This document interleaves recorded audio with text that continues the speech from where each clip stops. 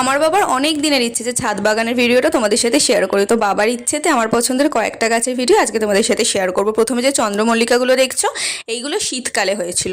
আর এই হলুদ জবাটা যে কত ফুটেছে শীতকালে, আমার এত পছন্দের ফুল এটা।